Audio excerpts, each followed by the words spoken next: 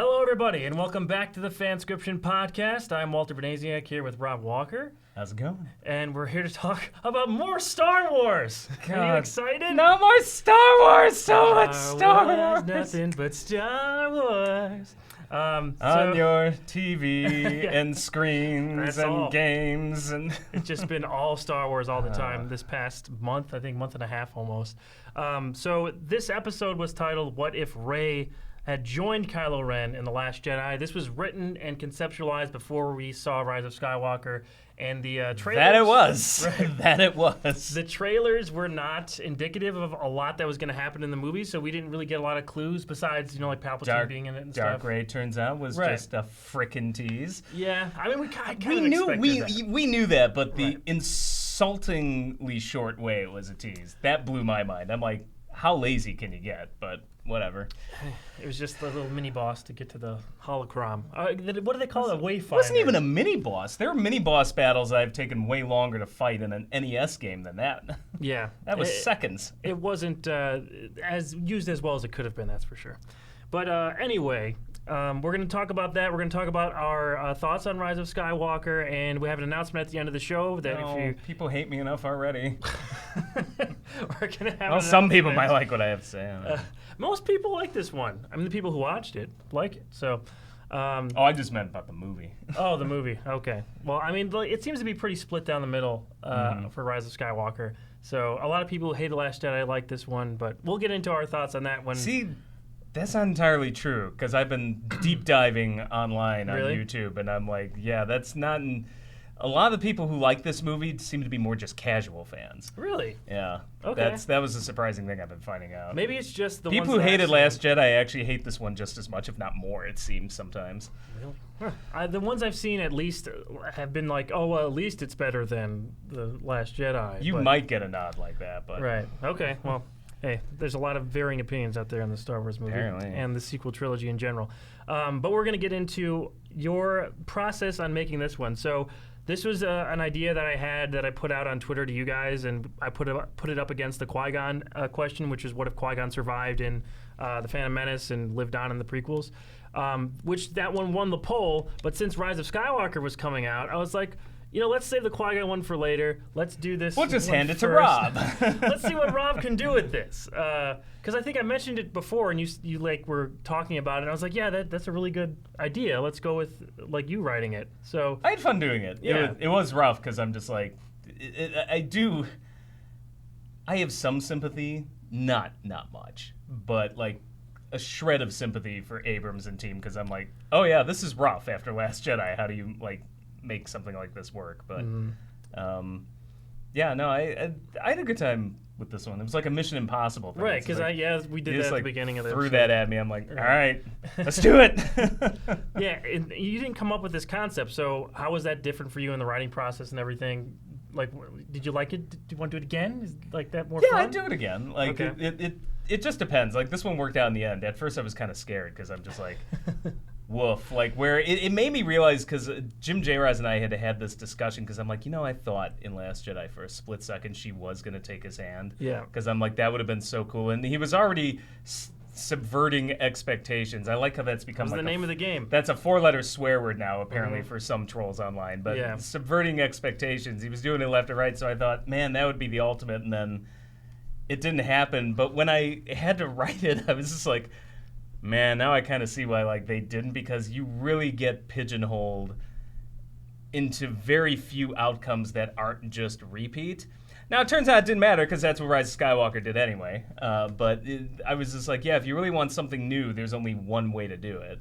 At least one. Oh, I should put it this way: there was only one way that I could figure out how to do it. Well, I mean, maybe you laid some out other writers several. like. That was another Yeah. different thing about this episode, is that you laid out several different ways that it could go, and you picked the most logical one. Yeah, and most of them were they were repeats of things we saw. The one I picked was the only one where I'm like, well, that would be different, at least, or different enough. Mm-hmm. I like her being sort of the double agent. If I were to write this, I probably would have done a similar thing, where she went deep into the dark side, or just within Kylo's good graces to try and pull him back at the very end. Yeah, I mean, the coolest one would have been hands down, she just becomes evil. Right. Maybe ends up killing Kylo Ren eventually. If they did a total protagonist-antagonist switch in the middle of the series, that would have been a very interesting But my issue was, the only way to make that work would be you would have to do another 3 films dedicated to this, where she is now the bad guy, and she eventually gets taken out either by Leia or some new hero or whatever. And I could just see the mouse just going, "You want to do what?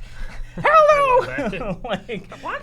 I like there's no way Mickey would ever allow it. And particularly with we just have all these girls worshiping Rey and girl power, this and that. Now you want to turn her into a villain? Hell no! Like so, you couldn't do it in one film where she's truly the bad guy, and then there's no way Disney would have allowed for another trilogy where she's truly the bad guy. The only way you could soften the blow, I'm like, if I were pitching it to Disney, I'd be like, we'll come up with another female hero that'll take her out then. Like, it'll be fun. But the thing is, I don't think they would ever go for it. No. Yeah, but it was a logical reason, I think, for her turning to the dark side. I like the scene you had in there with Finn, where you see that she's really like dedicated to this. She has to kind of sacrifice her own morality to bring about a better change. There's a great scene in it's the Hitchcock movie. I'm blanking on it now. North by Northwest. That's my favorite Hitchcock movie. That's a great movie. North by and Northwest. when near the end, it's just like, well, how? He got shot. And guy fires a gun and says, it's an old Gestapo trick. Only they used real bullets. Like, that's what I had her doing. It's the old Gestapo trick. It's like, to save Finn, I'm going to have to wound him, but it's better than, actually having to kill him. But you got to be convincing. Right. So cuts off his hand, right? So. Yeah, a couple people. And in retrospect, a lot of people are like, cutting off a hand again. I'm like, yeah, you're right. I mean, she could have just stabbed him or something where he survives, but I realized that cutting off the hand is an old Star Wars trick, but it's an old Star Wars trick. You will Only like they this. use real lightsabers. You will like this. Yeah, I like that scene though, because it shows how far she's willing to go, and it makes more sense in the end. But Finn is totally loses faith in her at that point too. So I think that would have been an interesting turn for him to sort of go against this person that basically brought him into the fight onto the rebellion side. Yeah, and now from his point of view is completely betrayed him, right? And the whole cause. It's great motivation for him. You could get some really interesting conflict with him in those scenes instead of what we got really in Last Jedi. What are you talking about? It was great. He just found out again that war is bad in Last Jedi, and then in Rise of Skywalker he found out nothing. So he found out he was force sensitive. Apparently he never said that though. Right. I guess up in the sand pit first. I guess we have to spoilers for Rise of Skywalker. We're going to be talking about it, man. Just put spoilers at the bottom before the video starts. Yeah. Otherwise, we're gonna get hammered. All spoilers all the time. Just like Endgame. Yeah. That's a whole nother story. But so I like this in a lot of ways, not just because of the Rey and Finn stuff, but how you use Leia. I wasn't sure if she was going to be a Jedi in this, or she used to be a Jedi, whatever they showed in Rise of Skywalker, that she, I guess, was training with Luke and stuff. I guess she was kind of a half Jedi, although this is the first we've ever heard of it. Right, because I distinctly remember in after The Force Awakens came out, JJ was being interviewed about it, and he said that, it's a different type of Force user because she's Force sensitive, but she's not a Jedi. So I was like, okay, that's an interesting way to take it. But that was before they had to retcon everything in The Last Jedi to appease a bunch of trolls.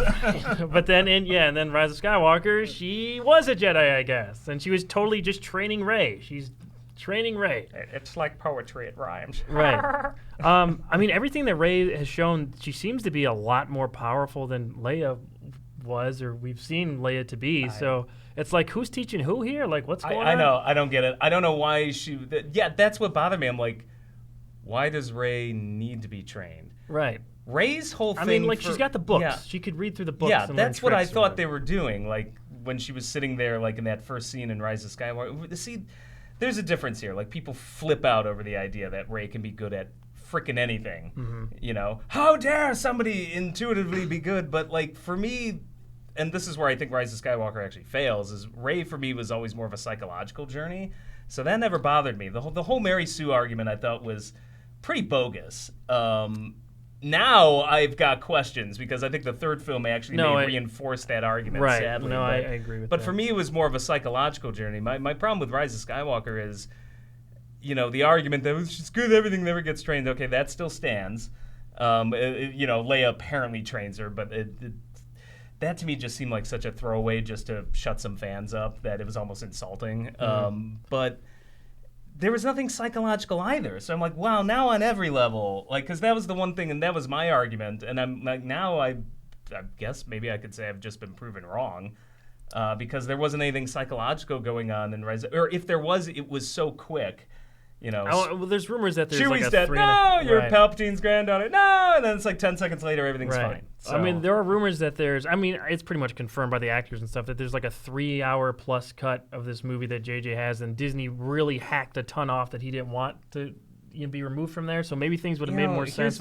Here's my problem with that. I know everybody's like flipping out about the release the Abrams cut. You know, this is like the Snyder cut, and I argued the same thing with the Snyder cut. Would it be nice to see what the directors intended? Sure. And could it, in theory, be better than what we got? Sure. Anything's possible. The problem with both Rise of Skywalker and Justice League is their stories are garbage. So all you're doing is you're just going to get more trash. Will it be a little more sensical trash? Sure, but you're just getting more trash. It's like, now I can see the whole pile. The whole pile of trash makes sense. Before I was just getting little piles of trash. But to me, I don't know if it's really it would really save Rise of Sky, which is why I don't really care. Like, if they release that cut, great. But I'm not hopping on this bandwagon with, like, how do you must release it? Like, the other thing is, Abrams, as far as I could tell, pretty much had a lot of control, it seems, with Force Awakens. And that one had story holes and just world-building fail 101 moments all over it, where I'm just like, you had to read either the novelization to figure out what was going on, the whole raise a Mary Sue thing because she knew how to fly the Falcon. Well, apparently there was scenes or in the novel or something where she's like been training in simulators at that junk heap for years or something, that she has one throwaway line in the movie where that's even mentioned. So I'm like, well, he had already done that once. Are we really that convinced that he just hasn't kind of done this again, only worse? Maybe Disney cut more, but I don't know. I'm not seeing it that like, oh, well, this is going to fix everything. Right. Just release his cut. Yeah, I mean, because like it's still the writer of Batman v Superman. I know people are talking about the Chris Terrio influence on this movie, but I will say, to throw a little defense, I guess, at least Batman v Superman, the ultimate cut or whatever was a little bit better than the theatrical cut. I mean, I don't know if you saw it or not, but did you think it made it a good movie? Not good. I can't say it's good. This is what I'm but saying. I mean, but it made more. It made more, if a couple of those scenes were in the theatrical cut, I'd be like, okay, things make a little bit more sense. I'm following things a little bit more. It can make it better. People are complaining about the pacing a lot in Rise of Skywalker, and I think maybe if they had a couple of those little smaller scenes sprinkled in there, maybe it would have been a more pleasant experience for some people. And I think the pacing, you can improve the pacing, but you're still looking at one of the most ridiculous stories, like even by Star Wars standards. Right. Like, to me, this one got way close to prequel territory, if not on the same level. I can't say what that. The hell? I can't say that, but I'm back. The dead speak. Yeah, I know. I flash instantly to Revenge of the Sith. War. yes, war. Yes. Anyway, you know what we're talking about before we went into the Rise? We're going to be jumping around, I guess. So we're going back and forth between the FanScription and Rise of Skywalker and all that stuff.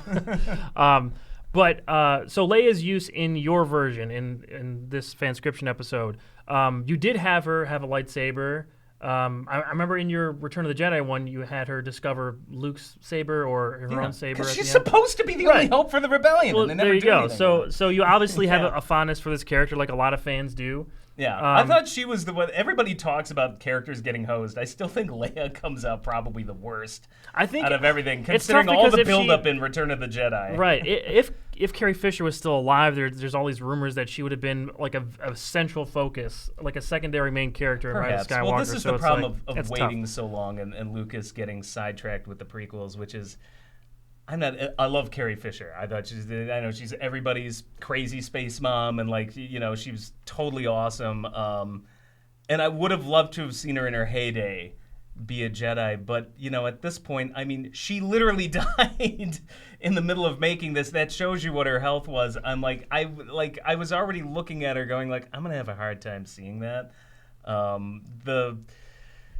I wish it was handled better, but I feel like her floating in space seemed a little more had they done that in a way that was like kind of creepy and powerful, that would be more what I wanted. But instead, it was like, I mean, I like the moment where she opens her eyes. Yes, I thought that was cool. Yeah, but then when she's like flying towards the door, I thought if she was just almost like laying down like Sleeping Beauty or something, and you get some good John Williams music, like this like mysterious like Yoda theme kind of like, and she comes back and like you could have done it in a way that it like maintained some dignity. It was the optics on it that was bad. The idea in and of itself, but I mean the idea bad. That's more kind of how I thought. Like that's about the only way maybe you can use Leia is like using the Force as a mind thing, not fighting. Right, but she's also the mediator with Rey and Kylo in your version, which is perfect for her, I think. And they kind of did that in Rise of Skywalker, but not in the way I'm sure they wanted to because of Carrie Fisher's death. Right. But here we can do anything we want. So I give them credit. I was like, I honestly like, well, for what you had to do. Sure. Like, I thought it was a close enough way to get Leia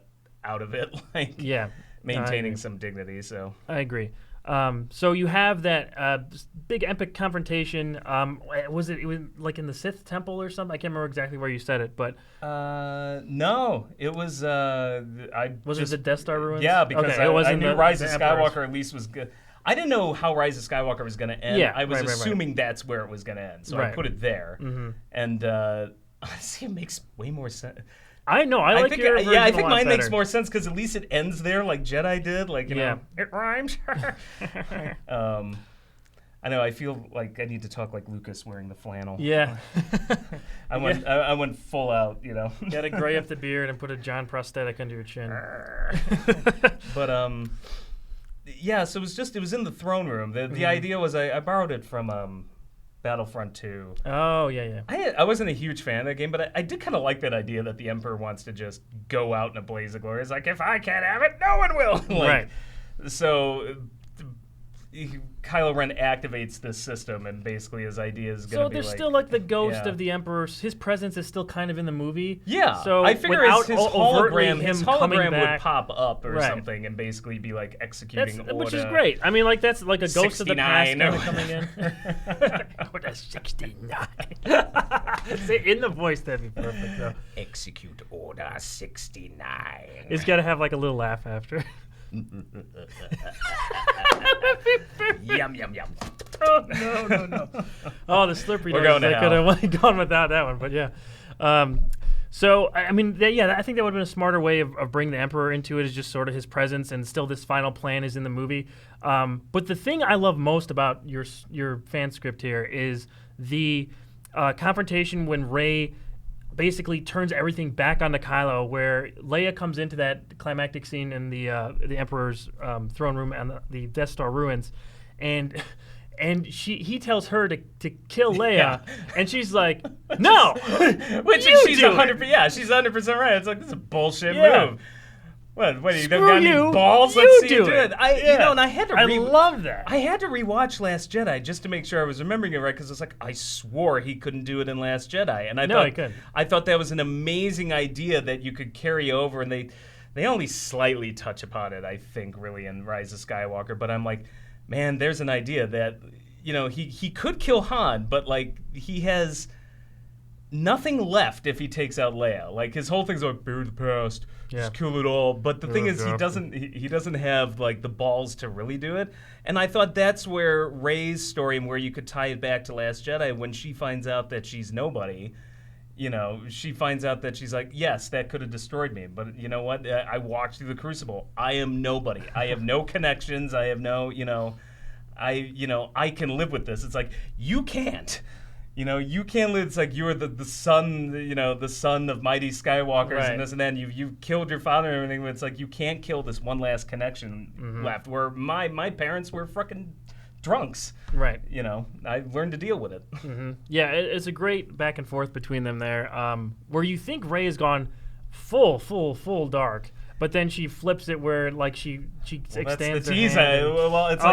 It's a tease, but it's the long tease where it's like it's the whole movie, and then at that last moment where she's like, "Yeah, do it." Right. Even if that is predictable in some sense, it still makes so much sense that I think people would have accepted it. You know what I mean? It's like if this was the thing going into this, or if this was the concept with Rey sort of turning at the end of Last Jedi, maybe, or like sort of a question about where she's going to go. I'm sure there have been a ton of videos coming out like, is Rey really dark or whatever? But it's all in the execution. I would rather have that discussion. Right, Like, exactly. Is Rey really dark? Yeah. Is that the point of the movie or not?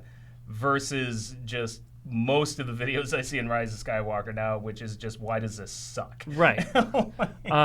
But I mean, that's what I'm saying. Even if there's an element of predictability in it, if there is a good execution, if there's a good script and a good story with good character interactions and proper motivations, which I think you did here, then predictability is not the worst thing in the world. I don't have a problem with predictability. And it is I have new a problem to with Star the Wars laziness too. of just literally note for note the same Right, thing again. exactly. It is Yeah, not the exact predictability is same not a beats. problem if it's executed fine. There's Right. so many movies that are predictable Yeah. as all hell. Mm-hmm. But they're executed great. You know, like comedies are a great example. How many comedies are just, when you get down to it, predictable? Sure. Romantic there's comedies, all Yeah, that. there's a ton of comedies I love, but it's like if you execute it in a really funny way. And the same thing with dramas or sci-fi Yeah. or space opera. Mm-hmm. So that's never been an issue for me, like the whole predictability thing. You don't have to be 100% new, but you do have to put your own little spin on it. I think that's been kind of the biggest problem, at least like the Right. third one in this series. There was enough new stuff in your version 2, you know, with Kylo not really turning back good, but sort of the Grey Jedi thing and bring that into the main series. That I was- thought that was a good idea too. I was thinking long and hard about like what is the only way to get out of this without just going on full repeat. Mm-hmm. Because I was thinking hard because I liked that about Rian Johnson's version. I know so many people I think took it the wrong way, the whole kill the past. I think people thought that it was like, he's talking to us, the fans, and it's a middle finger, and it's like, I think It was a little bit. I think. I mean, it wasn't I like think it's directed at them. No, I think it's more of a. specifically, I think it's more of a story idea where it's just like, this can go on for infinity. We've now proven it has. We're now in infinite loop circle, you know, with Rise of Skywalker, and it's boring. It doesn't do anything. We're in the Like, loop here, and then Mandalorian's like, yeah, and then well, that's the thing. The one that's trying to do something different, Mandalorian, out in TV land, Mm-hmm. you know, that one managed to nail it. So I think people got hung up on that, but I think Kill the Past is more about just like when it comes to these story ideas and We the need Jedi something and new. Sith itself. We need to move on. Right. For the love of God, move on. That's why Mandalorian works. We're moving on. No Skywalkers. No, none of that. So I was thinking, how do you get out I of have it? heard rumors about season 2, so hopefully. I hope they're wrong. yeah. Like some of these rumors. Yeah, I hope they God, really I hope keep they're to, wrong. to most of their characters that they've created, basically. I mean, I'm not opposed to one character maybe popping up here or there in a very brief role, but I really hope they don't go full on, like, here's Luke. I know.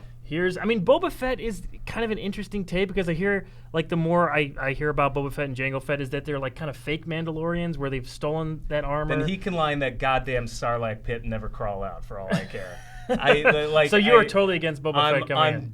I'm done. Like, what made this series good, Mandalorian? It was the fact that it didn't do any of the stuff the Right. movies was doing. You're That right. it wasn't resurrecting characters. It was resurrecting ideas. Yeah. I mean, sure. Tone, for sure. Yoda's race, a Mandalorian. Yeah. You know, certainly ideas, but it wasn't hitting it note for note. The biggest difference is the new trilogy, and even Johnson's version, which I think tried the hardest to do something different, still fell into this trap because it's such a Return of the Jedi ripoff when Snoke is there and, you know, and with the watch as, you know, Fleet gets blown up, you know like Right. it's so Return of the Jedi. But the difference is the new trilogy is ripping off Star Wars. It's ripping off the original trilogy. The Mandalorian is ripping off the things the original trilogy ripped off. Yeah, the things that It's ripping inspired off it. Kurosawa. It's Right. ripping off Flash Gordon. It's ripping off all of those Westerns. sources, spaghetti westerns, Yeah. all of those sources, instead of saying like, well, we're just going to rip off literally Star Wars. No, we're going to rip off what Star Wars was ripping off so that it feels fresh enough and new. Right. Yeah. No, I agree 100% with that. Mandalorian is one of my favorite shows in a long time. There's a few that, I mean, Watchmen's great. And there's a few other out there. The Boys. The I love Boys, that the Boys, one. fantastic. The Chernobyl miniseries is also some That's of the best another really TV good I've one, seen in a long There's time. a lot but of good TV now. Honestly, absolutely, TV now is the better streaming stuff. TV's better than film. Yeah. I'm saying it right now. I think I It's better asked than you film. on the right last down to Star Wars. Right. On the last podcast, I think I asked you about, like, would you rather take like a movie approach or, you know, the Netflix style Disney Plus type thing, and that seems to be, you know, giving us better results You know, because absolutely. Right. And we get to see more character stuff, which I'm always a fan of, more dialogue, more motivation of why characters are the way they are and how that affects their future and what their actions are. That's the kind of stuff that I really like. So you get more of that in a long format. Yeah, no, I mean, but that was the thing about the Grey Jedi was I just wanted something that was neither Jedi nor Sith. Right. So both kind of get what they want from a certain point of view. Because he was all about like bury the past, the past, and Right. she, I think, learned from Luke. I think she took Luke's lesson to heart. Like, you know, the Jedi need to die, and I don't think Luke meant that necessarily. Like I think Luke came around. Yeah. Well, I know in Rise of Skywalker it was ridiculous. Like I was wrong. But yeah, you know. But in I have my own. We'll talk. But about I think like. She took out of that like, no, something different needs to be done. This Sith Jedi thing has gone on for centuries now, and they seem to be stuck in this closed loop. It's this weight that keeps going back and forth. You gotta find the center. And so he ends up getting kind of what he wants, in that it is killing the past, and we're going to have something new. But his problem was he's kind of a Grey Jedi skewed way more towards evil. She, instead of being the pure hero Jedi, had to sacrifice so much of her soul, and she ends up sacrificing her life. Like, they kill each other. Right. But she ends up more kind of on the good side. Like, no, there needs to be something else. She's still a hero by the end of it. Yeah, she's still a hero, but it's definitely like I mean, keep in mind though, the thing she would have had to do is stand by and watch as the First Order just mows over the Resistance. Right. And in your mind, I think I had a conversation with you about this, that she didn't, like, you don't think that she directly killed any innocent civilian. She was kind of just had to be a bystander in those situations. I honestly see her like looking at what Kylo Ren does. And they carried this into Rise of Skywalker. I wasn't entirely against this in Rise of Skywalker, but that opening where he's just like slaughtering people, and I guess it was Mustafar. Like they're saying that now it's Mustafar, but he's like he's the hands-on guy. But I do imagine her like she's up there commanding warships, like so for her that's probably how she's getting around it a little bit to like. To basically just deal with the fact like I have to do awful things, but maybe I don't have to like.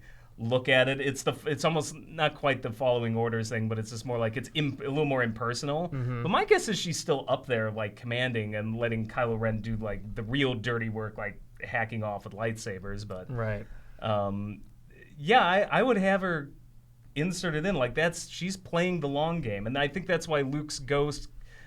When you see it the first time, it looks like Luke is just saying like, you know, you've gone evil. This is, you know. It's not going to work. If you watch the movie, I wanted it written in such a way where if you watch the movie a second time, it's more like he's saying, like, no, this plan isn't going to work. You're going to have to sacrifice too much. Like, he knows what she's doing, but he sees how much she's sacrificing. Right.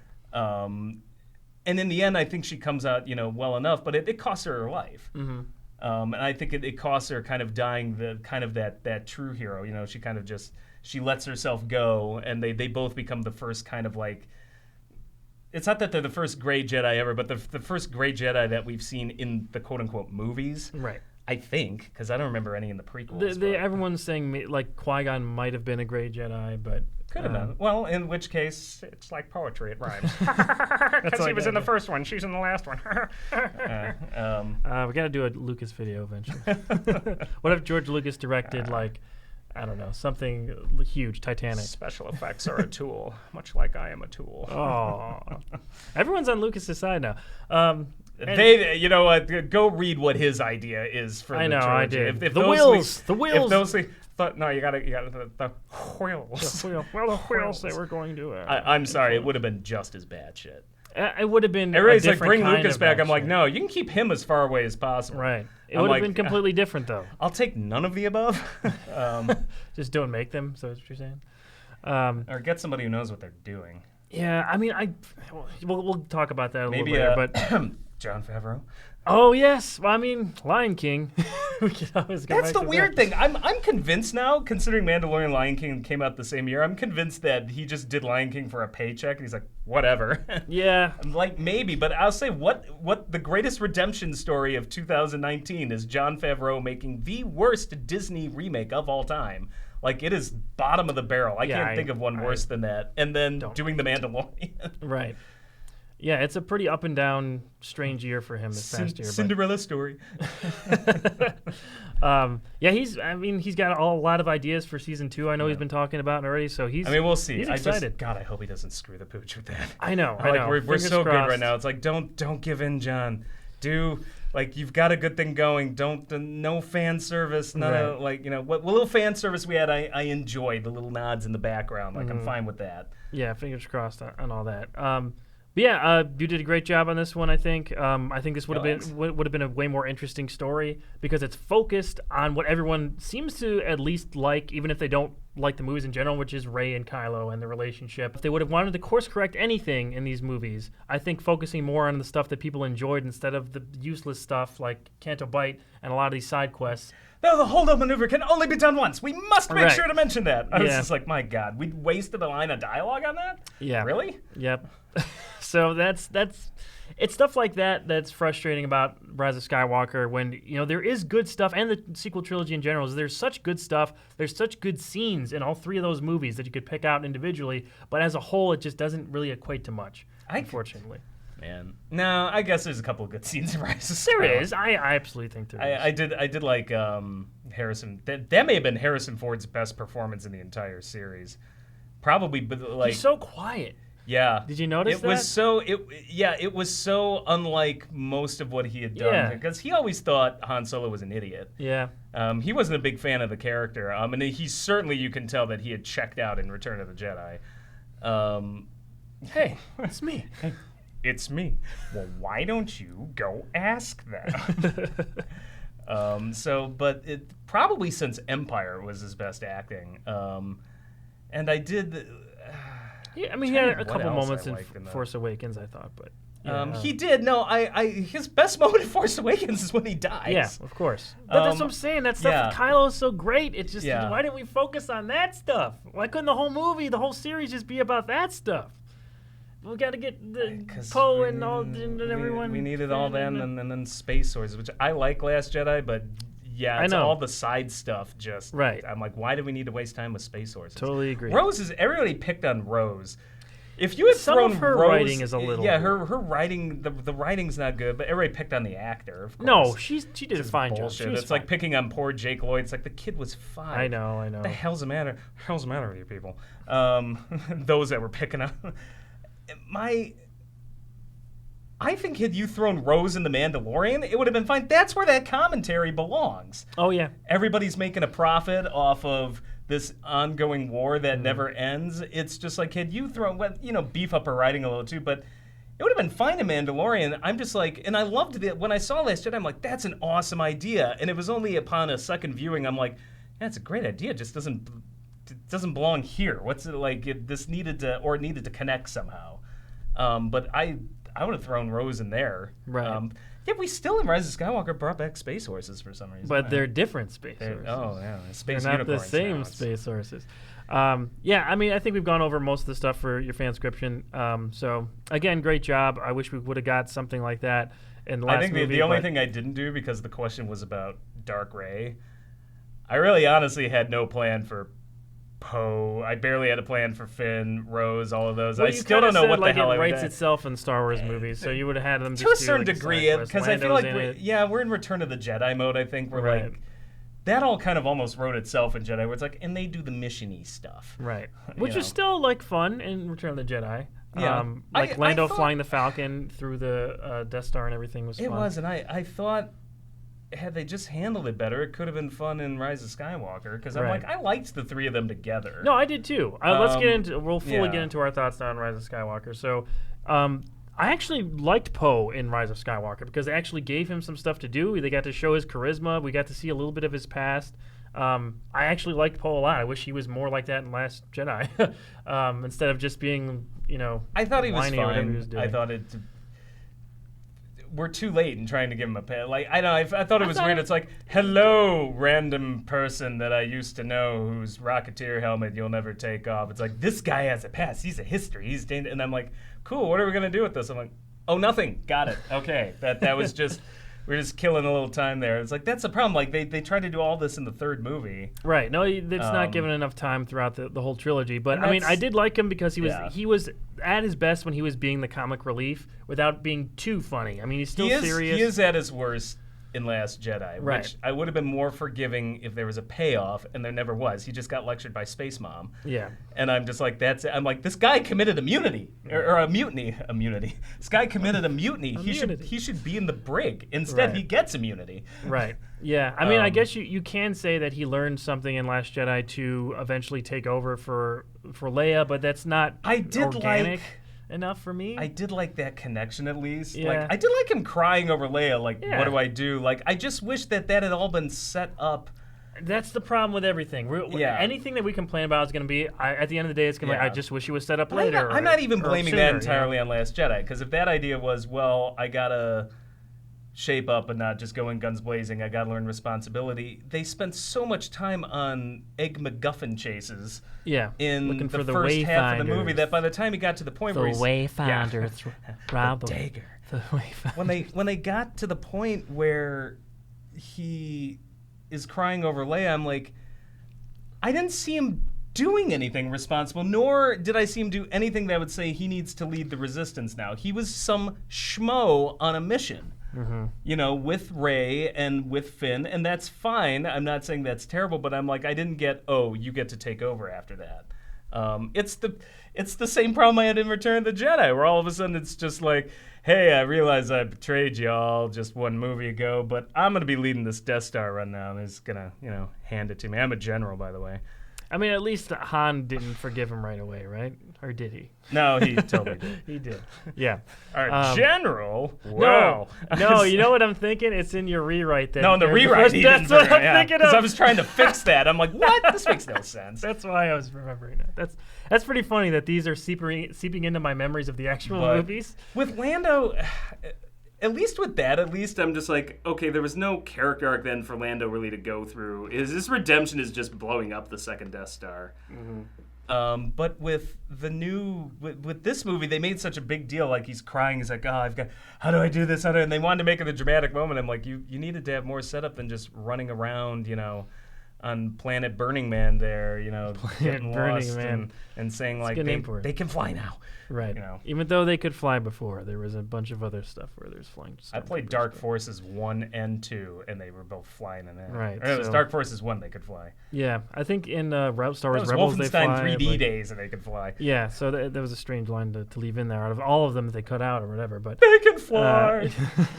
All Seinfeld there. Yeah. The beginning, though, like we were talking about with Finn, Rey, and Poe together. I did like them together. I think that was that's what we should have got throughout the whole damn thing. Yeah. Was like that should have been the new Luke, Leia, and Han, but that wasn't really what we got by the end. Well, they were trying trilogy. to split them up like they did in Empire. I think that was. But Johnson's they did it from the plan. very beginning. Yeah, and not only that, like Johnson never.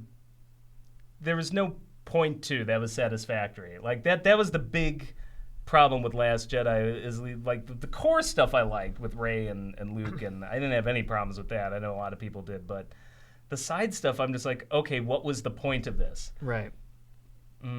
Just simple Hallmark platitudes at the end? Okay, so we literally blew half a movie on all that. Yeah, for sure.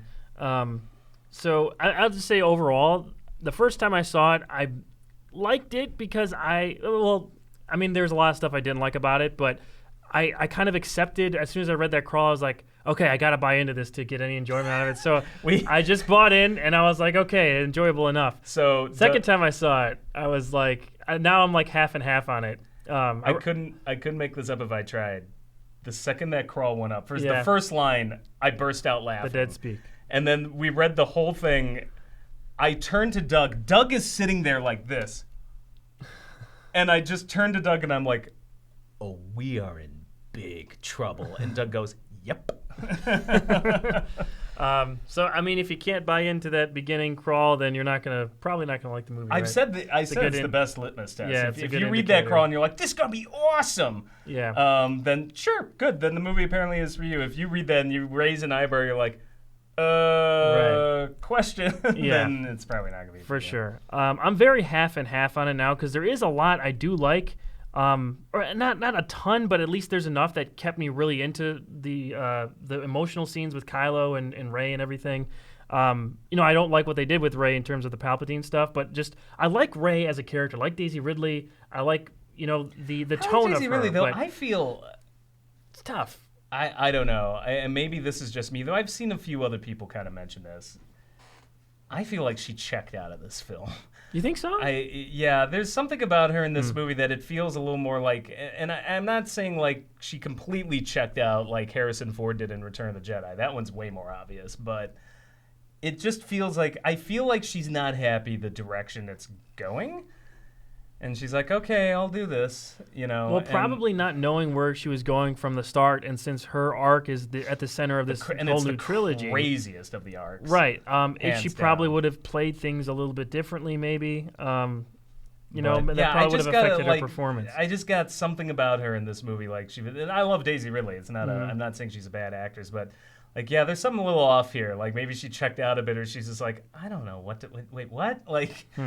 I thought she was pretty good. I didn't really pick up on that too much. I've said this since I got out of seeing it the first time. Adam Driver is too good of an actor to be in Star Wars movies. Can we just admit that? He's too good of an actor to even be a part of this stuff. Not. He's That's great. why he needs to be in Star Wars movies. He just needs to be in a good Star Wars movies. That's why Ian McDiarmid and Peter Cushing and Alec Guinness need to be in Star Wars movies. You need somebody to give this nonsense some credibility, and they'll do it really well. Sure. Or Ewan McGregor, that would be another Ewan one. McGregor, yeah, he was the only thing that Christopher Lee, I'm not so sure. The second he was on that speeder going, wee, oh yeah, I was kind of like, I don't know, even you, buddy, might not be able to save that, but Count Dooku. Just from this, in terms of this trilogy, I guess we can keep it to, the material that he was given was the best stuff in this trilogy, I think. So he got good stuff to deal with for the most part, but he committed so hard to that role that Kylo Ren is one of my favorite Star Wars characters now. But he's so good, I think that it almost like makes everything else look bad in comparison. So that's where I'm saying like he's too good for this trilogy in general. He's too good for this material is, I think, part of the problem. There were maybe about 4 actors that came out of this where it's like they had great scenes. He's obviously I'd say is number one, where he comes out of almost pretty much all of these movies. Right. Like, keep in mind too how much people were still so pissy about him in the first movie and how this Everyone's has come complaining, around. He's a brat. He's a baby. Shut up. Oh, God forbid there be some conflict in a villain. Sorry. God forbid they do something different. Stupid. We want to change something. No! Yeah. So it's funny how that's changed. Right. Because now even a lot of the trolls and or people who have not liked the movie are kind of coming around and it's like, well, he's the best thing in this movie. And I'm like, my, how a couple films will change it. But he I think is hands down the best. For sure. Early Force Awakens, Daisy Ridley. I think most of Daisy Ridley good. in No, Force she's Awakens good. is good. And then Daisy She's Ridley good. when she is dealing with Luke and having the visions and stuff is incredible, I think, in Last Jedi. I agree. Mark Hamill, I think, is incredible. Now, it may not be hashtag not my Skywalker, but, even if I think he plays it well. Absolutely. Even if you're not into that interpretation, because God forbid they do something different, right. It's an incredible performance. Yeah. And I believed it. I was like, I believe this guy is old and jaded and upset. And like, and the trolls will tell you every day, like, he hated it. He hated that role so much, and he was complaining to Rian Johnson. Well, then what an amazing performance he gave then. Like, even more reason why I think that performance is incredible. And then I would say Force Awakens, Finn and Poe. But only in Force Awakens, really. Well, I thought Finn had a great setup for a character, Wonderful a stormtrooper leaving, and then by the end it kind of is and inconsequential. then in the second movie, he learns all over again that war is bad. I'm Right. like, I thought you learned that in the first one. You were killing children.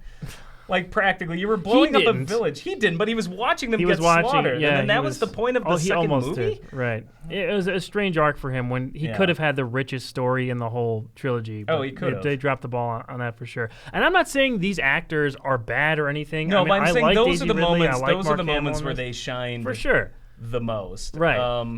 I wish. But I feel so bad. I wish I could say Carrie Fisher had a moment like that, but I mean, she could have had it if she had lived. I mean, she could have had a great She might have moment in had those she last lived, but there was movie, nothing in the first two movies that She was really... okay. I mean, there's No, nothing she's not terrible with her. It's not that she's terrible. I love Carrie Fisher. It's just there was nothing in the written material that like There was no for her to moment. chew on. Yeah, Right. there was no her moment, and Except for the her moment flying was towards the space in door. the third one, which maybe they were banking on before she died, Yeah.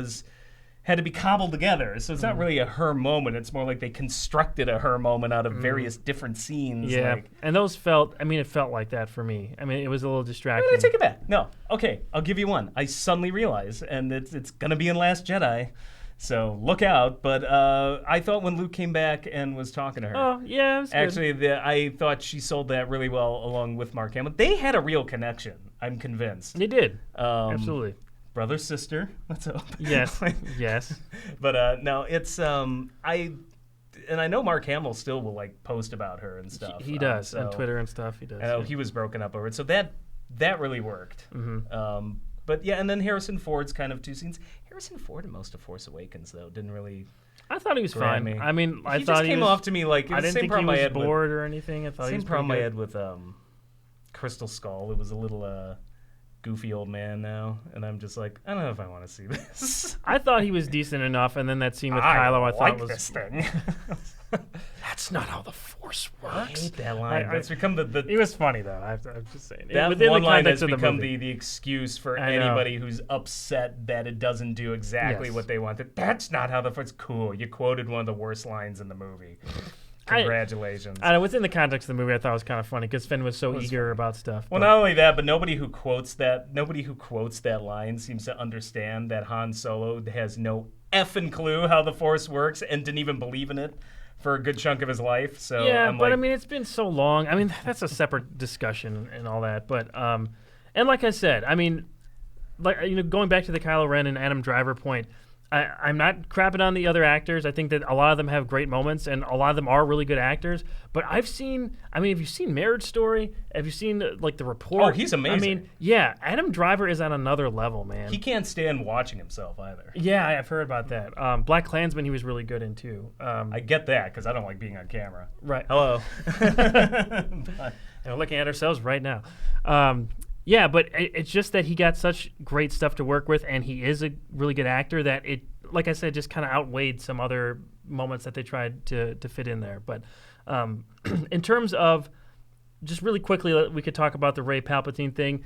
Even when I first saw it, when I was like going along with everything, I was still like, oh. I was both surprised and not surprised at the same time. I was surprised that they actually went with that, and not surprised as in that was one of the major theories everyone talked about. I was surprised. I was more surprised in the hubris of leaning that hard into it. I thought for sure it was like, this is going to be a tease. He's going to be some ghost near the end. It's an Abrams movie. That's how he works. Like what they did with Dark Reign. And I'm like, No. oh, they are committing to this trash. Okay. Like they're like, we're going to come up with the most batshit stupid thing you're ever going to see. And like, we're not going to cover it up. No, we're going to lean into it. Snoke, I created 1,000 Snokes. Here's 12 tanks. Like I'm just like, I couldn't believe the Force does things with, the dark side does things which some people consider unnatural. And the strobe lights and him on the claw. Yeah. Like, I'm just like, wow, I'll give them this. They went for broke. They're like, well, if we're going to be stupid, we're going to be as stupid as we can possibly be. No, they just went for it 100%. Yeah, even how the line was delivered, not even the line, how the information was delivered to Rey, just Kylo Ren just saying, you're Palpatine. You're Palpatine. And I love his performance. That was one line where I'm just like, great read. I mean, there's nothing else you're There's going to do. nothing you can say, but yeah. It's But just, how do you're you make a Palpatine! Well, the problem is, I've never liked the name Palpatine. I remember it was like the early 90s when I first started reading that was his name. I'm Yeah. like, that's his name? Okay, but to hear Adam Driver's, it's just like, you're a Palpatine. Like, Yeah. it's just so silly. Sheev Palpatine. And the insanity of just like his whole plan, just like, you will end up ruling the galaxy. All right, it's super cool. I'll do what you want. What do you want? Yeah. Kill the girl. And then she shows up, at long last, you've come That to me made as I no always planned. sense. I'm like, what? He told him twice to kill the girl. Kill her. Kill her. And then Kylo Ren. I wanted this all the time. Do it. Do it. But at the end, she shows up and he's like, "This is my plan all along." It's so ridiculous. Like, it was already ridiculous in the prequels, where it's like, what the hell was this guy's plan? It always goes wrong, and then at the end, everybody's like, well, he could see it was going to go wrong. I was like, well, why couldn't he see a better plan? It is hilarious, too, that the light side healing is in this movie, and that's what Anakin was trying to achieve the entire third film. Shit. Revenge. So apparently if you could do that, why didn't they he did that for absolutely nothing. I'm not against the light side healing, but yeah, it does create a giant hole there. Yeah, it really does. But, just Palpatine's return in general, it's just too heavy-handed. It's not a good... It's a bad idea. It's a bad idea. Palpatine was dead. Lucas told Ian McDiarmid he was dead. Yeah. Ian McDiarmid, this is what kills me, is they know they're in trouble now, like everybody on the creative team behind this, because of all the finger pointing. Mm-hmm. Like, you can tell that they're like, shit, we screwed the pooch on this. Mm-hmm. Now who do we blame? So Abrams is pointing fingers back at Rian Johnson. The writers are pointing, it's never like, if he didn't do this, it's always like... I saw those interviews. Really? I'm just like, he backtracked. I'm like, well, good for you, you backtracked. Well, and then meanwhile, Johnson, to be fair, was like, well, there's a reason I didn't have that. You wouldn't do a twist like this in the third film. So he's throwing shade. Everybody's throwing shade at each other. Yeah, all the stars Chris Terrio's now. throwing shade the at stars Carrie are demanding... Fisher. That she and not like saying she had to die, but it was like, well, if she was around, we could have done these other scenes and like the Rose scenes that were cut because apparently there was a lot more Rose. As if you couldn't have found a way to write Rose in it. This guy's just a lazy writer. That's what's driving me. Like, he in particular is bothering me the most because like so much of the problem with this is writing. The direction sucked too. It was not a visually interesting movie. The production design was awful, but there's something about the writing that annoys me the most about it, and like. There's all these excuses, and I'm just like, just come up with another way then. Like, so because originally you were going to have her paired with Leia, it's like you can't put her somewhere else. The frickin' Charlie from Lost got more lines than Rose did. Felt like it. And that guy didn't even show up till just now. Frickin' Mary from Lord of the Rings. Right. Was it Dominic Moynihan? Dominic Moynihan, yeah. Who apparently, if the interviews are correct, only got the role because he won some sort of bet about a soccer match. I saw that, yeah. And I'm just like rolling my eyes going like, this is how you craft a trilogy. This is He's how a you do huge it. Star Wars fan. I mean, I'm not against JJ putting people in like in small roles like but Simon I think when Pegg somebody was in the like first that one. gets a bigger role than an established character Rose in the second movie. Rose should have been and if you're one along of those for the people ride. Like, I hated Rose in Last Jedi so much. I'm like, fine, then why not demand that the writers do something better with her in a third movie? Right. Instead of just saying like, no, we're going to take the lazy chicken shit way out. Rose should have been in the Lando position, being the fourth member of that trio, kind Easily. of. But we had to have Lando. Right, and let's talk a little bit about Lando. This is randomly the last thing. on some planet. You know what I liked though what is the that hell? I know it's very heavy-handed as well. But I mean the whole movie is like that. But him explaining kind of the mission that him and Luke went on to find like this, like the Sith. Where was that? Jedi That would have been a great flashback. Yeah, Show don't tell. Yeah, exactly. I'm like, why can't I see a Lando Luke movie? What a dynamic! That would be great. You threw CGI Mark Hamill and Carrie Fisher into it. I gladly, if it was at least interesting to watch. I would have been like, you know what? I'll just take it because at least it's interesting. Throw young CGI versions of themselves, like finding the Sith temple. Put hoods over their heads or something. I mean, but I'm just saying, like, creative. The story that he was kind of laying out there, I was like, oh, that sounds so cool. Like nowhere. Luke and Lando. Nowhere. I know, but it's just like Luke and Lando, who we never really saw a lot of interaction in the original trilogy. Their dynamic would be really fun to kind of explore, and they're looking for this Jedi killer. I'm like, oh, that's great. That's a great little like setup for a story. And whether this is on, whether this is on Disney or Abrams, and it could be either because Abrams left stuff out of Force Awakens that would have made a hell of a lot more sense. And we know it ended up on the cutting room floor. So I don't know who to blame, but whoever was just like, well, that whole part Lando said about how his daughter was abducted. Because Doug and I sat there, we're like, I know it's Lando, but is he really hitting on this girl that's 3 times it was his very age, strange. like younger than him? Like, very weird. And not putting that in, I mean, it's criminal. That's just filmmaking fail 101. I think JJ even admitted that, right? He said that like it was his fault. He left something out or like a line. Well, maybe it was his fault. Whoever's fault it was, I'm just like, this. If he did admit to that, then this is why I'm like, I don't think the Abrams cut is going to save this movie, right? Because he automatically was leaving stuff out left and right. This is kind of his weird MO. And he was sloppy about it in Force Awakens, but it is film killing in this film. Like, I'm sure Disney cut stuff of their own, but my guess is he still would have had stuff cut that he decided to that would have been better off left in there. Right. I mean, like we're saying, it's very heavy-handed with Palpatine, but I could have used some kind of explanation about what or who he really is, if he's like a clone or like. I mean, I understand you don't want to over-explain stuff, but come on, man. You got to give me something. No. Throw me a If you're bone. going to do something that insane right. and lean into it that hard with... Give me a little, like, with him like a Chuck E. Cheese animatronic, right. then you had better give an explanation. And quite frankly, the crazier the better, at least, because at least it'll be like, well, they tried. Like, right. I mean, I would have at least, even if it's a bad explanation, at least you would have, like, he got incinerated. He blew up, and then the thing he was on blew up. Okay, this is what kills me. So the biggest thing... that bothers me. I was not convinced at the very beginning that, well, this is Kathleen Kennedy's fault. She has to go. It's right away from The Force Awakens. Some people are like, she's terrible. I'm coming around, though, because this drove me up a wall.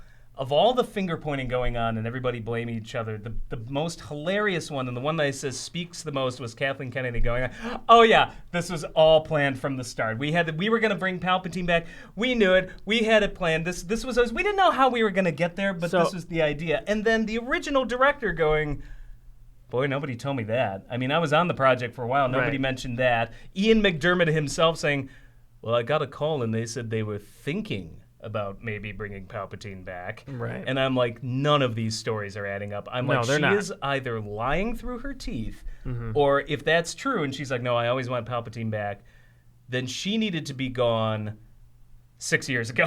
Because that is the biggest, most incompetent, like, how do you do that and not tell anybody if that's your plan? Right. It's, I've heard that, but I've also seen a video clip where she was on a panel or something. It was like cell phone footage, so I'm not exactly sure where this was. But somebody asked her about, I'm not even sure when this was, but asked her about the overall plan for the trilogy and how they went about constructing the sequel trilogy.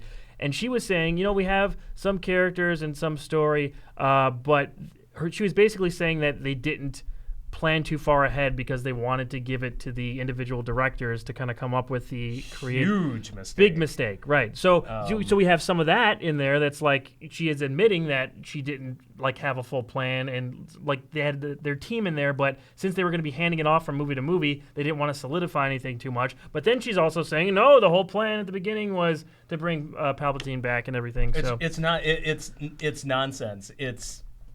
It's literally the substitute teacher walking in and the classroom is destroyed. Who did it? And all the children pointing at each other. Right. Which Kathleen Kennedy's one, Abrams, the writers, everybody, Ryan Johnson too's throwing shade back. Like everybody is like pointing fingers this way and that. And like the buck stops at the top. Like if you want to even go higher than Kathleen Kennedy, I mean you can go higher than her and say it's Iger's fault. It's like, but somewhere, and like this, Doug said this in his editorial, which I just saw, some of which I disagree with, but some of what he had to say I do agree with. And one thing he said, and I agree with, is like, Lucas, for all his faults, took responsibility. He's like, I like Jar Jar. Jar Jar's the key. This is what I'm going to do. Like, Jar's the key to everything. And I love, like, the prequels are terrible, but nothing makes me laugh more than that first scene in Attack of the Clones where Jar Jar shows up and looks at the camera. He's like, still here, bitches.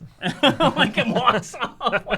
Like, so Lucas, for better or worse, and I would say worse, he's like he owned it. Like, these people are all just like, it's their fault. Yeah. Like, no, I agree in that sense. And that's one thing that the prequels do have over the sequel trilogy is at least it feels like the story is going somewhere. There is a vision. It's a bad vision, but it is a vision. But there is something. There's cohesion between the films because there's an overall story being told. And I look back at, like, I like Force Awakens. I do like Last Jedi. But I honestly would rather sit through Revenge of the Sith than sit through Rise of Skywalker. I don't know if that's Doug same has said for that me, initially, but and I thought he was out of his mind. And the more I think about it, I was like, okay, you're going to show both in the theater right now. And somebody's like, you have to see one. We're forcing you. And I'd be like, Revenge of the Sith. Like, it's a prettier movie. It's on technical levels, it's a better made movie. The acting's way worse. That's the one thing I think it doesn't Well, acting have. and the dialogue. That's the where acting and the dialogue. Well, that goes hand in hand. So with in love Lucas. with you. I love that's that. Lucas. They go hand in hand. But like, right. Rise of Skywalker was just so ugly to look at. I mean, I do like how they presented Palpatine at least. Like, I like the strobe-like thing. I like the. I couldn't. I mean, I liked it because it's like this mysterious. I felt kind of like thing, I was in a bad JC's haunted house. Like I'm like this is like walking. This is like going to Great America at Fright Fest, and you go to one of the lesser haunted houses, and there's a spooky old guy in a robe going. It at least kept some kind of mystery around him. They didn't put as much makeup on him. I thought that was cool. I don't understand. I mean, I like the set at the end. I mean, it's just this stone throne and wherever. That was the most unimaginative thing I've ever seen. I was think it's staring at it, going like, "Ooh, it's stone throne and more stone, and it's dark, and it's." It's not like I mean, it sort of surrounds like the mystery of why he's back and stuff. But since they didn't answer anything, it doesn't add up. But just visually, I thought that was fine. Who are the Mortal Kombat monks there? By the way, that's what I was about to get to. I was like, any second they're gonna be like Mortal Kombat. I have no. That's just. I was just like, what? What are they? I thought Sith. There was always supposed to be like two. Now apparently there's a Sith cult army. Do they worship the two? Is that no? The idea? This is like the exact same problem that we're talking about with Force Awakens. With there's no setup for the First Order. We don't know where the rebellion or the resistance is in this part of the story, or what the New Republic is at. Blows. Right, and it's the same thing here. We don't know, so Palpatine planned this all from the beginning, so he has his own separate, new empire with Sith troopers who look exactly like the new stormtroopers, but they're red, and he also has a bunch of admirals that they just have, red linings on their hat, in all of the Star Destroyers. But I've also heard that he just conjured them. He conjured a bunch of Star Destroyers. He conjured the planet-killing Death Star weapons. He conjured all that. Yeah, I like how we finally gave up on the big Death Star weapons. Now you could just throw it on a Star Destroyer. Yeah, now everything is a Death Star. I at least thought it would have been a cool idea if this was some remote control army or navy of Star Destroyers that had been asleep. Yeah, but they didn't know. It's not. They're new. But they're new. That's exactly right. That's and these are real people. There's thousands of people that are still working for him. But he also set up the First Order. What's the First Order for then? What? Your guess is as good as mine. It doesn't make any sense. I think we can all agree that this is just all Rian Johnson's fault. Oh, sure. Yes. They don't need to take responsibility at all, because it's just that's I haven't seen many say that, but I've seen a few trolls go, well, Rian Johnson had, and I'm like, whatever, really will excuse the most laziest writing just to justify your what would BS you do? It's a lot of people think that he's got pushed into a corner with that stuff in terms of where you go, but you could still make interesting choices that aren't regressing. Well, who's supposed to be the villain then? Kylo Ren? Yeah, that's the whole point, I thought, is that he embraced No, we need to redeem him, because we need to do it all over again. Yeah. It rhymes. I will say, I was totally against him being redeemed. I still think it would have been more interesting if he would have stayed bad, but the execution of him turning back good, I thought was the best part. Because of Adam Driver. Because of Adam Driver and that scene with Harrison Ford. Flying off a cliff, flying back up, dying, and but he sold it at least. No, absolutely. And the scene with Harrison Ford, and sort of Leia's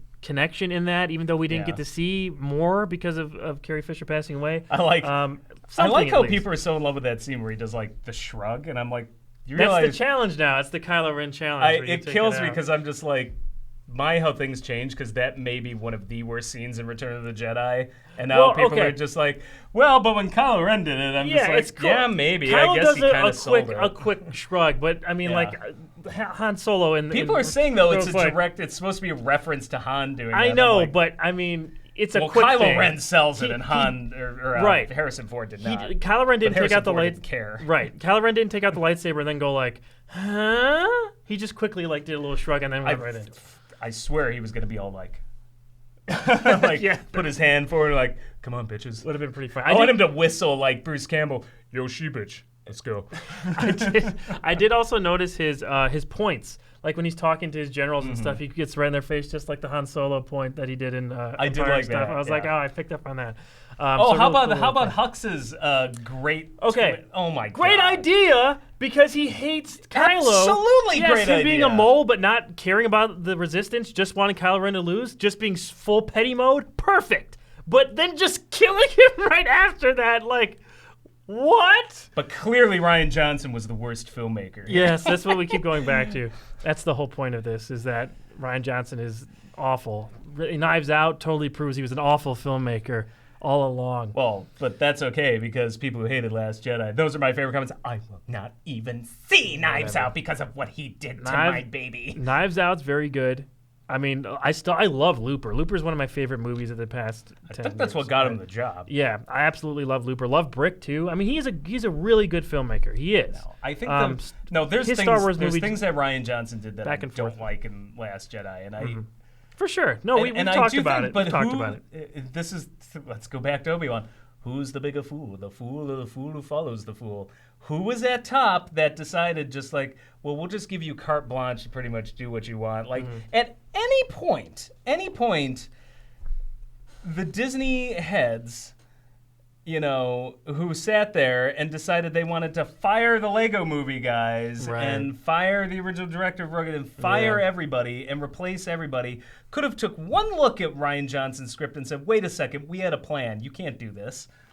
Yep. Like, you must fix XYZ or you're fired. For some reason, instead, they decided to just completely go along with that. And now that they've had regrets because, they then had to write a third movie, and then their third B team botched that one royally. Dude, if you saw any of the behind-the-scenes footage for Last Jedi, Kathleen Kennedy loves Rian Johnson. Yeah. Loves him. Like, had whole rousing speeches about how great he is. Like, in the press before Last Jedi came out, she was talking him up like here's huge. what you do. You should have had him direct the third movie. I agree with that. I agree. For better or worse, you might have But the reaction was so negative from a lot of the people who are just so staunch. I don't even know. Yeah. And how the big things was Luke and all that. But how did that work out for everybody? How did it work out for the trolls who hated it? They hate this movie just as much. Some more so, and some. I haven't seen. I'll give you a laundry list of videos online about people who are just. I know, like a lot of people don't like it, but it's also I've seen a lot of people hate Last Jedi. At least at least this is an improvement in terms of Rise of Skywalker. Most things I see is just effective. Like, Rose isn't in it. Thank Christ. Apart from that, everybody's just like, oh, it's still terrible. It's like they had no plan. Like. But there are a lot of people who like Rise of Skywalker. I mean, that is very split. It's not just the full hate train thing. From everything I've seen, I think it's casual fans. Sure, which is fine. Here's the Emperor. I'm not dissing casual fans. They're like, well, you're not a real fan if you're a casual. If you're Joe Schmo moviegoer. No. But the ones that are the most vocal about this, the diehard fans, like. I'm not seeing much in the way of, like, this is great. It's people who literally sit there and explain away, go, like, it's laser swords, I don't care. Those are the people, like, I love it. Right, yeah. No, I haven't seen anybody love it. I've seen a couple people who really love it, but most people just go, like, yeah, it was all right. Yeah, it's been a couple loves, but most of the time it's just, like, it's either, well, at least it was better than Last Jedi, or I hate it just because of what Last Jedi did, or it's, I liked it just enough. I'm like split halfway on liking some of that stuff and hating a lot of the choices they made. My thing is just I'm right down the middle. How did it work out for you guys? Because you wanted to satisfy the people who hated Last Jedi. You really didn't. Most of them don't seem to like this movie either. The people who really like Last Jedi, I like Last Jedi. I certainly don't like this movie. They ended up not really. They satisfied. Basically just a few casual fans, which, judging by their reaction to the box office, they're flipping out about it. That it's not enough. They're like, holy crap. So how did that work out? This whole, like, oh, well, we have to placate the fans. If she really liked Rian Johnson so much, it's like, well, then she should have stuck by out of loyalty and just let it happen. Instead, they second-guessed themselves, they basically tried to negotiate with terrorists. Like, we're sorry, here, we'll give you the money, we'll give you what you want. Like that. And then they got their loved ones back in pieces anyway. Right, yeah. Yeah, man, I don't really know. I mean, there's so many videos out there and so much commentary about this film and about the sequel trilogy in general right now that you'll get every single opinion from every single angle. You're going to find somebody you agree with. You're going to find someone that you vehemently disagree with about this movie. The two morals of the story, I think, are, one, have a plan. Yes. Because you can't just let three directors write whatever they want. That was not the lesson of the original trilogy. People are like, well, Irving Kershner did the second one, and Richard Marquand did the third, and they added their own twist and spin. Kershner was obviously the best. Marquand apparently got just Lucas was a shadow ridden director. over, shadow director. So he was just kind of a puppet, and that's why Jedi, I think, kind of sucks. I don't think it's. I can't say Return of the Jedi sucks. It's definitely the suckiest least of that three. Yeah, it's the least of the original trilogy for sure. It was Lucas wanted to take it back, but so you have to have an overarching plan, so at least you can tell these directors, okay, these are the notes we need to hit. Even Lucas, now Lucas didn't have everything planned out. That's clear. You don't make them brother and sister and have them French kiss. Yep. He's an idiot too. But there was enough of it planned out, I think, in his head about ideas he wanted that it would carry the whole way through. For sure. There wasn't any of that. Right. You can leave room, and I think you should leave room for improvising on certain story points, and you want to expand something. If someone's really popular, if the audience loves someone, then you could put them more in the next movie or something, But to not have a distinct skeleton for what you want to build on, that's the big issue. So the second moral of the story is never, ever, under any circumstances, negotiate with a fandom. Never. It is like negotiating with terrorists. Yeah. Don't do it. You hand over your ransom, you get your loved ones back in pieces anyway. And that's what happened here. They tried to negotiate with a fandom. That doesn't even represent all of the fandom. No, I realize Star I've Wars strawmanned so one group of people, but they don't represent all of the fandom, but they are the loudest of the bunch, and for that reason, they are the fandom, because everybody else just lets them kind of say whatever they want, and just shut up, you! It's... So... I mean, but you gotta just have a vision and stick by it. Right. But I'm saying the fandom has been split for over 20 years since the prequels came out. So it's like there's so many different sects of the Star Wars fans now. You can't appease. It's absolutely impossible. It's 40 years. It's a collection of 40 years of fans, basically, who have all sorts of different ideas of what Star Wars is and should be. And that split goes all the way back to Empire. Things went dark. A lot of people like that. Jedi comes out, and you'll find that's where it starts. You'll find there's two sets of Star Wars fans. Those that really like Return of the Jedi. My wife loves Return of the Jedi. That's her favorite film. And you'll find those who are just like, Jedi's good. Like the Clerk saying, it's just a whole bunch of Muppets. It's the least of them. Right. And those that like the fairy tale happy ending where everything's cool, and those who, basically are like, well, I wanted something darker. Han should die, or somebody should get sacrificed. I want something more like Empire Strikes Back. Right. So I mean, it's almost impossible unless there is a way to please most people if they're willing to embrace new characters and new ideas, like we're talking about with Mandalorian. Most people love Mandalorian, and a lot of that is because they're not touching these other characters that have been so formed in our minds for decades and decades. It's already toxic. Right. Like those characters, you build from the ground up in the same world, and it could still be Star Wars, and you could still have a lot of those same elements, but you can have new characters and new stories. The old characters are baggage. Right. That's simply what it is. They're too hot, they're too toxic, you can't do anything with them anymore, because everybody, and that I think was the biggest problem, that split in the 90s where you basically had people getting attached to the expanded universe. Yeah.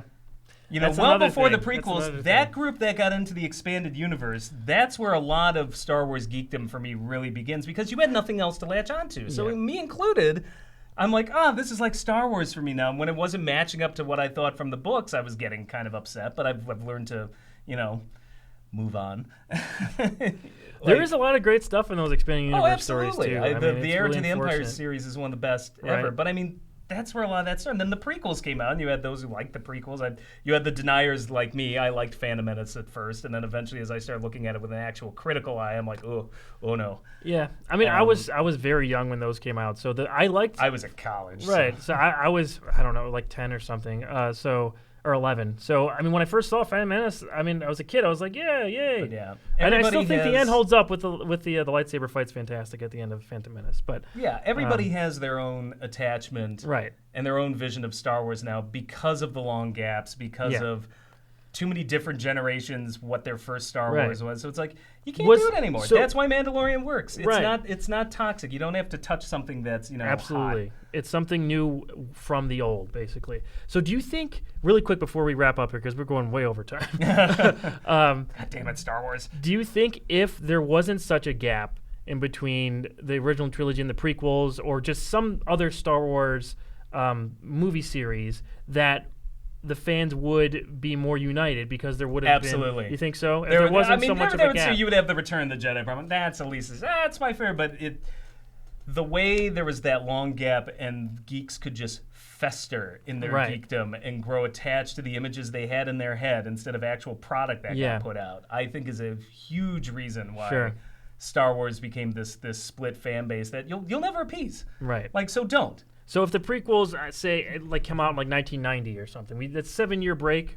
Like that's long enough. It would've where, been like, fine. Yeah, then you could have really. I mean, that's a new decade. You get 3 new Yeah. films, and like maybe Well, I you get think it 3 would have been films every been decade. better artistically because Lucas wouldn't have been able to rely so heavily on CGI anyway. Yeah. So a lot of those complaints wouldn't be there. But you leave a good enough gap where people still really want it. 7 years is a long time between franchise films, especially Yeah. nowadays. But it's short enough to where people are still remembering that enough where they're still fans. They grew up with it and they could still go back into it. So, I mean, it's. I wish he would have did that. Yeah. But he's talking about he was limited by the technology of his time and everything. It's But bullshit. I think the two big things it's that gap, and I think just Lucas. I mean, we really need to put blame. It's not Rian Johnson, Kathleen Kennedy. All the everyone blame goes back to Lucas. Sure. The second he tried to just If you want to talk about like reel way this back, in. sure. But you could have done something interesting with the sequel trilogy. I think. I really, after Force Awakens, you could have. You could have I'm gone not so many saying that, interesting but I'm ways. saying like there was always going to be a fan base problem though, Right, with it. yeah, and I for think sure. like they can claim like, oh no, I would have liked it if it is. I'm like, sure, some fans might, but you're still going to get something like, what is this that isn't my Star Wars? But Lucas, Your I Star think Wars isn't this person's Star Wars now. I mean, everyone's point of view is different now. Lucas grabbed it back from something that was kind of more myth-based and dark and turned it- Over-explained it. Yeah, and not only over-explained it, but like even in Return of the Jedi, turned into a movie meant for little kids with a bunch of teddy bears. That's really I want to go on record. I still really like Return of the Jedi. Okay. I like Return of the Jedi too, but it is what it is. It's like it suddenly everything that gets- was like right. building just. So Lucas was already doing that from the beginning in the original trilogy. So Yeah. it's like we have to put credit where credit is due. Is that even Lucas himself was at war with himself, or at least his own creative team, over how this should work. Because Kazdan didn't like the Ewoks. Right, and then he got rid of all of them, and all the prequels are all him. He didn't have anyone that was like Exactly. criticizing his decisions or anything. Or if So, they did, I'm sure he didn't keep them around or listen to at them. least so. when it comes to a fan base, what I think was doomed from the start, all the Right. way back in Jedi. So Right.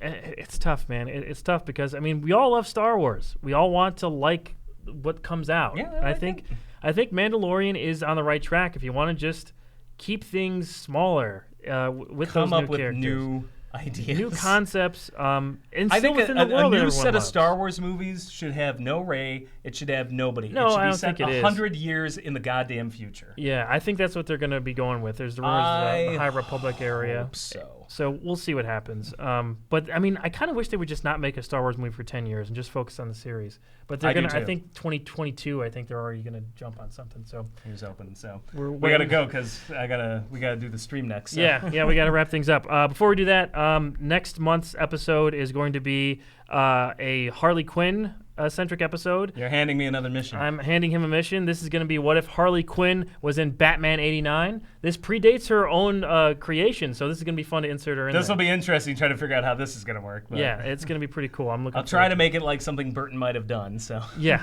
it's going to be fun. I'm really looking forward to what you come up with there. Also, for the future of this show, we're probably going to be switching over to Twitch to do the podcast so we can take your guys' live questions and everything.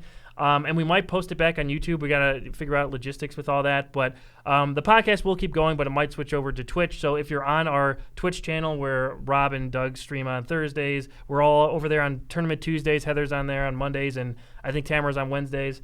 Malcolm occasionally on Fridays. Like almost every day during the week we have something. So make sure you go over there and drop a subscription or whatever you got to do to see notifications for Twitch.